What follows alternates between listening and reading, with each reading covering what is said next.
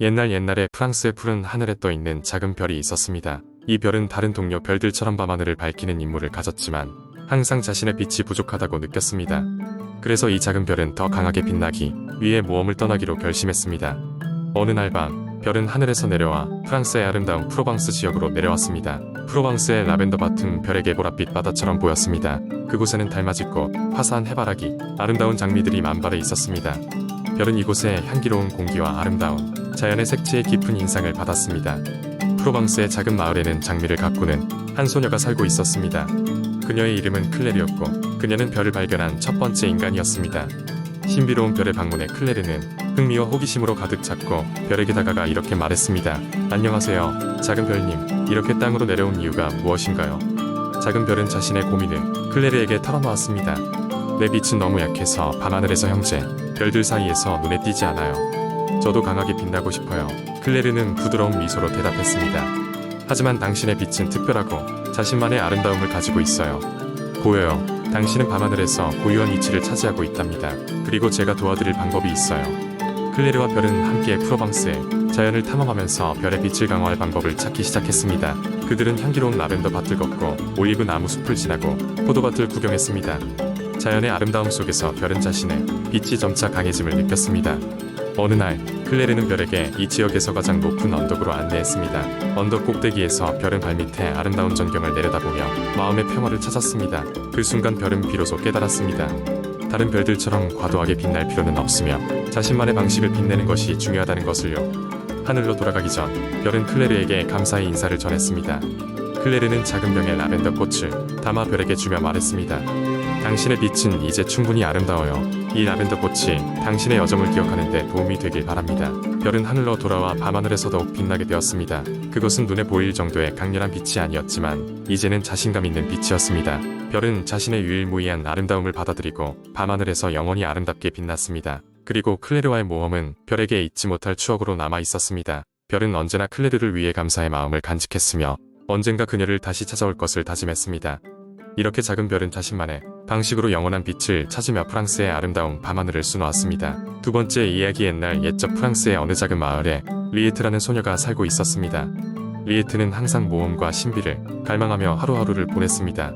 그녀의 마을은 울창한 숲으로 둘러싸여 있었고 그 숲은 마을 사람들에게 겨울숲이라고 알려져 있었습니다. 겨울이 되면 나무들은 하얀 눈으로 덮였고 마치 마법의 왕국 같았습니다. 리에트는 항상 그 숲에 대해 어머니로부터 들은 이야기를 기억했습니다. 그곳엔 숨겨진 마법의 오두막이 있었고 오직 순수한 마음을 가진 자만이 그 오두막의 주인인 마녀를 만날 수 있다고 하였습니다. 오두막을 찾은 자는 어떤 소원이든 하나를 들어준다는 이야기도 전해졌습니다. 하루는 리에트가 모험을 결심하고 작은 배낭을 메고 숲속으로 들어갔습니다. 그녀의 발걸음은 신중했지만 마음은 설렘으로 가득 차 있었습니다. 거대한 나무들 사이로 빛나는 겨울 햇살이 반사되며 아름다운 경관을 만들어냈습니다. 리에트는 여러 동물 친구들을 만나기도 하고 길을 잃을까 두려워지기도 했지만 용기를 잃지 않고 계속해서 나아갔습니다. 며칠을 헤맸지만 포기하지 않았던 리에트는 마침내 눈앞에 신비로운 오두막을 발견하게 됩니다. 오두막은 눈의 커튼 뒤에 숨어 있었으며 얼음으로 만들어진 듯 반짝이고 있었습니다. 리에트는 조심스럽게 문을 두드렸습니다. 문이 열리고 나니 그 안에는 나이든 마녀가 따뜻한 미소와 함께 홍차를 준비하고 있었습니다. 어서 와라, 소녀야. 내가 오기를 오래 기다렸단다. 라고 마녀가 말했습니다. 리에트는 깜짝 놀랐습니다. 그곳의 공기는 따뜻했고 벽에는 마법의 책들과 아름다운 빛의 결정들이 걸려 있었습니다. 마녀는 리에트에게 조용히 속삭였습니다. 나는 너를 보면서 내가 정말 이곳에 올 자격이 있는지를 알아보았다. 내가 원하는 소원이 무엇이든 너의 면전에서 이루어질 것이다. 리에트는 잠시 생각하다가 웃으며 대답했습니다. 저의 소원은 마을 사람들과 누구나 언제든지 이 아름다운 숲을 두려움 없이 자유롭게 즐길 수 있도록 해주세요. 마녀는 리에트의 순수한 소원에 감동받아 그녀의 머리 위에 은빛 가루를 뿌렸습니다. 너의 소원은 이루어질 것이다. 앞으로 이 숲은 항상 친절한 숲을 상징할 것이며 마을 사람들은 그 안에서 진정한 아름다움을 찾을 수 있을 것이다. 리에트는 그녀의 고향으로 돌아왔고 그때부터 겨울 숲은 모두에게 열린 공간이 되었으며 모든 계절에 맞춰 변하는 숲에서 사람들은 평화와 기쁨을 느낄 수 있게 되었습니다. 리에트는 자신의 용기와 선의로 마을에 행복을 가져다 주었고 그 이야기는 세대를 거쳐 전해졌습니다. 세 번째 이야기. 옛적 프랑스의 깊은 숲속에는 무언가 신비한 것이 숨겨져 있다고 전해졌습니다. 사람들은 그곳에 별이 떨어졌다고 믿었고 그 별은 특별한 힘을 지니고 있어 그 힘을 얻는다면 어떤 소원도 이루어질 것이라고 했습니다. 이 이야기를 듣고 많은 이들이 숲을 탐험했지만 별을 찾는데 실패하곤 했습니다. 작은 마을에 사는 소녀 클레르도 별의 전설을 알고 있었습니다. 클레르는 별을 찾아 그녀의 소원을 이루고 싶었습니다. 그녀의 소원은 단순했습니다. 그녀의 가족과 마을 사람들이 평생 행복하게 사는 것이었습니다. 그래서 클레르는 자신의 정수리를 덮은 낡은 모자를 쓰고 커다란 나무 지팡이를 하나 들고 숲으로 향했습니다. 숲은 마을에서 가까웠지만 몹시 울창했습니다. 클레르는 숲속을 걸으며 나뭇잎 사이로 비치는 햇빛을 즐겼습니다. 그녀는 눈앞에 펼쳐진 녹색의 바다 속으로 깊이 들어갔습니다. 얼마 지나지 않아 그녀는 오래된 나무 한 그루를 발견했습니다. 그 나무는 다른 나무들보다 훨씬 크게 자라 있었고 나무의 기둥에는 이상한 마법 문양이 새겨져 있었습니다.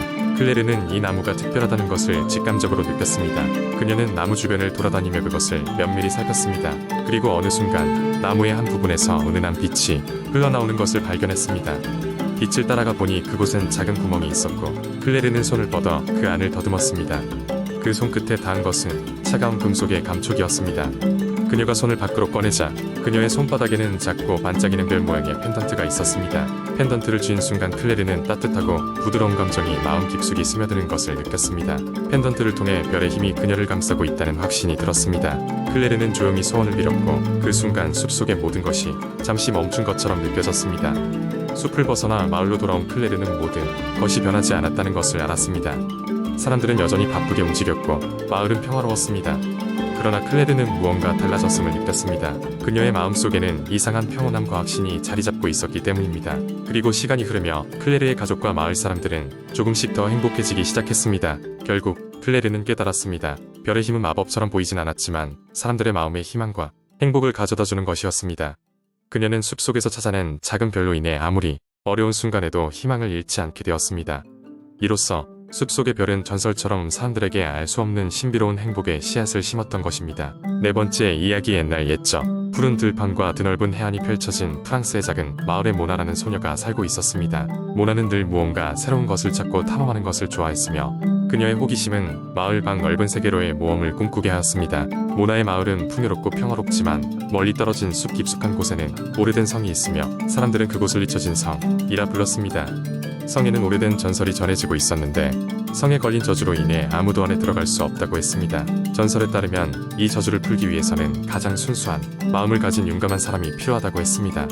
모나는 이 이야기를 어렸을 때부터 듣고 자랐으며 어느 날 그녀는 그 성의 비밀을 풀기로 결심했습니다. 부모님과 친구들의 만류에도 불구하고 모나는 마을을 떠나 숲으로 향했습니다. 그녀는 숲을 지나며 다양한 동물 친구들을 만났고 그들에게 성에 대한 이야기를 들려주며 힌트를 얻었습니다.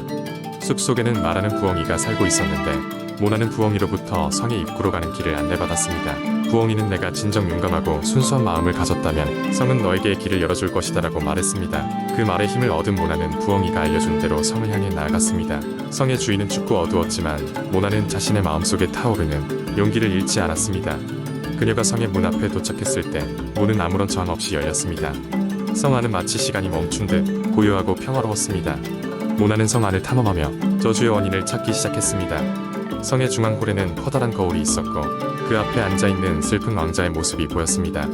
모나는 알아챘습니다. 왕자가 바로 저주의 핵심이었고 그의 슬픔은 성을 가두고 있는 힘인 것 같았습니다. 모나는 조심스럽게 왕자에게 다가가 그의 이야기를 들어주었습니다. 왕자는 옛날 성의 주인이었지만 한 차례의 배신으로 인해 믿음과 희망을 잃고 저주를 당했다고 했습니다.